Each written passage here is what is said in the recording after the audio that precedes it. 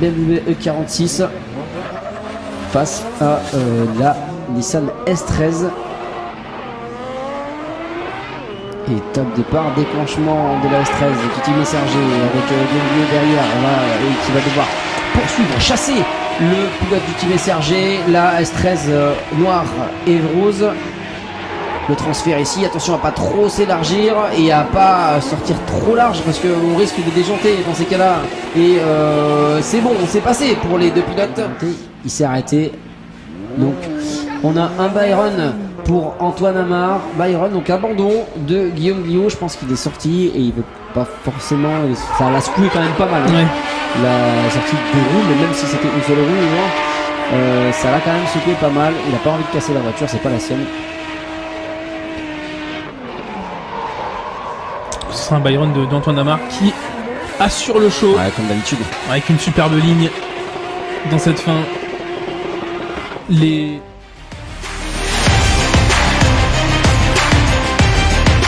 C'est une compétition d'aller le plus loin possible. Et on retrouve Antoine Amar et Laurent Cousin ici avec Antoine Amar en leader qui va pouvoir déclencher en premier. Il met beaucoup d'angle derrière Laurent Cousin qui essaye de suivre, mais le train arrière de la S13 qui motrice énormément dans cette partie du circuit. On a du mal à remonter, beaucoup de fumée, on ne distingue plus la voiture. Aussi là, Laurent Cousin, il n'est pas si loin que ça. Il est quasiment dans le sillage d'Antoine Amar. Il arrive à bien remonter sur ce clip numéro 6 pour finir bien plutôt proche de son leader. Le premier clip, il met beaucoup d'angles. Est-ce qu'on va voir Laurent Cousin déclencher avec autant d'agressivité?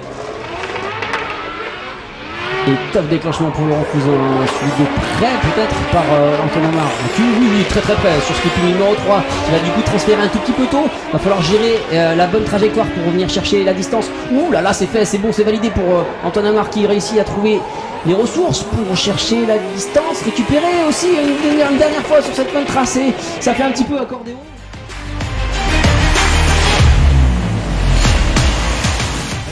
Merci au chat pour cette information.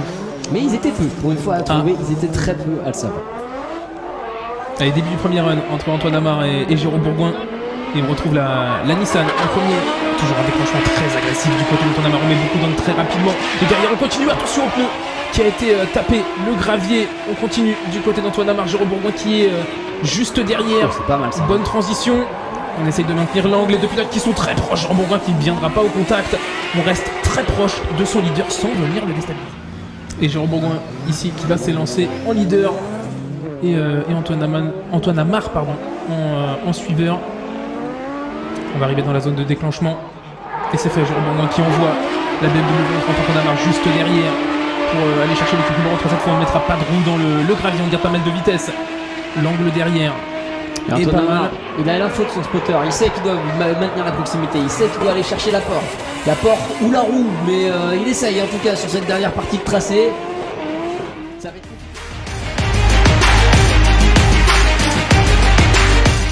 par choc, si on voit les deux points rouges sur le côté, sur le côté de la voiture, ce qui permet de l'enlever et de le retirer facilement. Exactement. Et de le perdre aussi facilement. C'est utile pour les contacts, ça permet de faire un peu fusible. Allez, c'est parti donc du coup entre Jocelyn Génin et Antoine Amar pour ce rôle numéro 1 de top 4. En sachant qu'un de ces deux pilotes ira sur le podium, c'est sûr et certain. Ça va être serré, ça va être dur de délimiter. C'est vrai qu'on sait pas ce qui se passe. On sait absolument pas ce qui s'est passé, on n'a rien vu. Et qui est obligé de déclarer sur la run, il est obligé de perdre la run sur casse mécanique. Allez, numéro 2. Jocelyn Génin qui passe en leader face à Antoine Amar. Les derniers pilotes en lice de la team SRG dans ce top 4. Il va essayer de rattraper de la proximité là, sur son leader. Très belle transition là entre les deux pilotes alors qu'on aborde le clip numéro 6 bientôt. Beaucoup d'angle entre les deux. Antoine Amar qui essaye de passer à l'intérieur. Jocelyn Génin qui reste à l'extérieur. Les deux pilotes qui vont finir.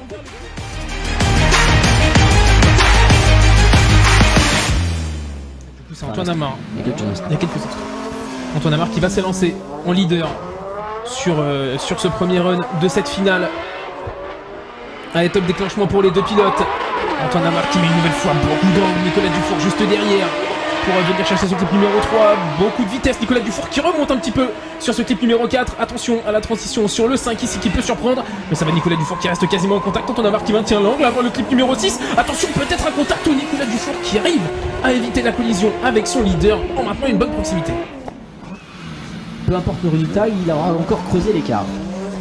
Rond numéro 2, c'est au tour de Nicolas Dufour de s'élancer en tant que leader volant de la BMW 30 350 chevaux face à Antoine Amar, le 6 cylindres turbo de la Nissan S13 qui va devoir donner tous ses chevaux, toute sa puissance et il va devoir jouer des coudes pour s'imposer sur cette finale face aux pilotes de la E30. C'est deux champions de France qu'on a ici devant les yeux. Ils ont tous les deux été champions de France pendant une période de leur vie et ça termine de manière magistrale sur ce qui